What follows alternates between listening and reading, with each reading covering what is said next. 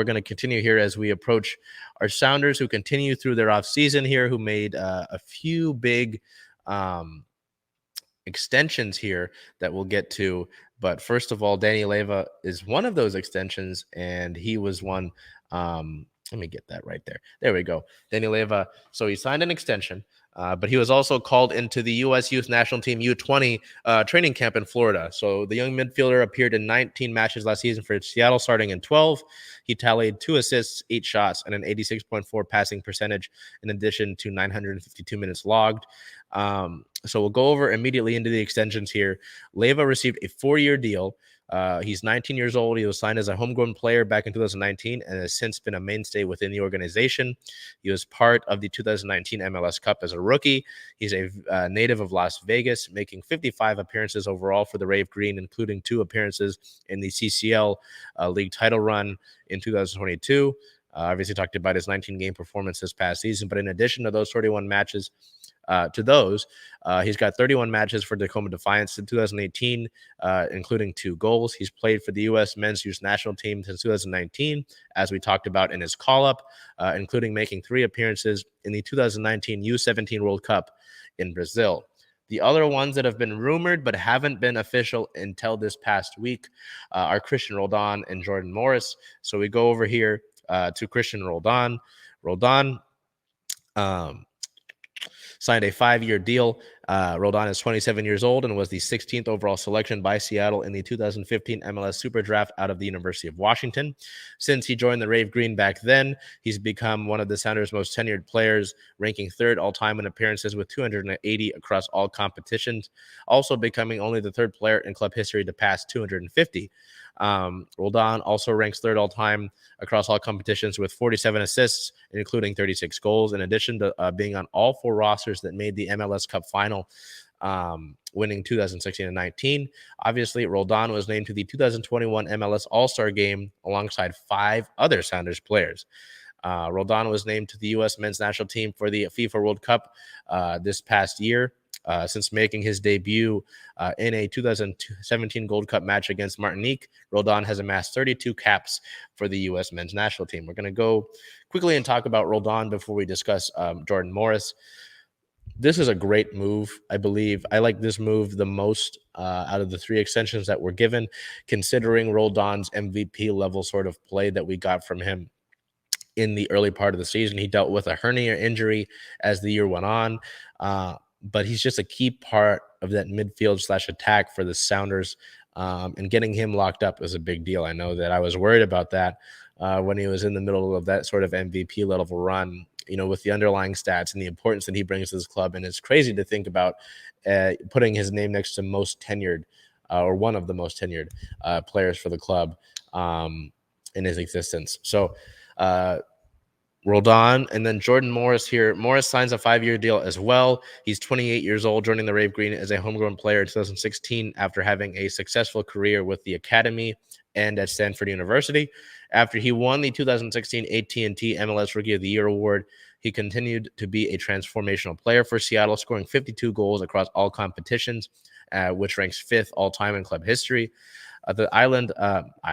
The native of Mercer Island was on both the 2016 and 19 teams that won the MLS Cup, as well as the 2017 and 20 teams that made the final. Most recently, he helped Seattle become the first ever team to win the part of the CCL team this last May. He was named to the MLS Best 11 team in 2020, as well as earning MLS All-Star selection in 2022. After he was recovering from an ACL tear in 2018, he won the Comeback Player of the Year in 2019, scoring 13 goals across all competitions. On the international scene, Morris has 51 caps for the men's national team, most recently appearing in 2 matches during this year's World Cup. So Morris is one that really interests me. I don't mind having him here for this time, but, obviously there were the reports that he wanted to go back to Europe. And just his last 12 games, he only had the 1 goal as the season wrapped up. So you're really looking, I know that Brian Schmetzer talked about getting this offensive attack really revitalized this season. He said that teams started to figure Seattle out. That should help Morris, but you're going to need more from him. You can't have it, taking up space. Given this big extension as well, it's really key for him to contribute and just find the best form of himself that he can. You look at 2016 and 2019. Obviously, he had the great campaign in 2016 as Rookie of the Year. 2019, he played like an MVP. Um, I'm not saying you need him to be an MVP level player, but I need better contribution from him going forward over the course of this 5-year deal. Some more Sounders news here as the week goes on. On January 20th, the club learned of its Leagues Cup draw. Seattle placed in the West 2 group alongside Real Salt Lake and Liga MX's CF Monterrey. The dates and times for those group stage matches are coming at a later date. So that's something else that the Sounders will have to do in addition to the Club World Cup and the MLS regular season outside of everything else that's taking place. The Leagues Cup 2023 is a complete reimagining of the tournament from the last time we saw it back in 2021, with all clubs from MLS and Liga MX participating in this official CONCACAF sanctioned tournament from the 21st through August 19th, 21st of July, July 21st through August 19th. The tournament will consist of 77 total matches in a World Cup-style tournament with group stage play followed by knockout rounds. During the last Leagues Cup tournament in 2021, the Rave Green fell 3-2 in the final to Club Leon at Allegiant Stadium in Las Vegas. So Seattle hoping for a better run of things there. They had a great run in that Leagues Cup until they reached Club Leon, where they just kind of struggled there. I know that the score is 3-2, but they could have played much better in that result.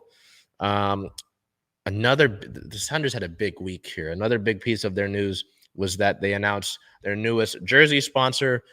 It'll be Providence, a Renton-based healthcare provider, as the newest jersey sponsor. The two organizations entered a multi-year relationship that sees the Rave Green partner with the most robust healthcare system in Western Washington, with both entities coming together to work to improve mental health and wellness in local schools, starting with the Renton School District. Providence Swedish becomes the official healthcare partner of Sounders FC, and the Providence brand will appear on team jerseys and official gear, as you can see here. So that little blurb there from the official email, the official press release about it. I apologize that I didn't know about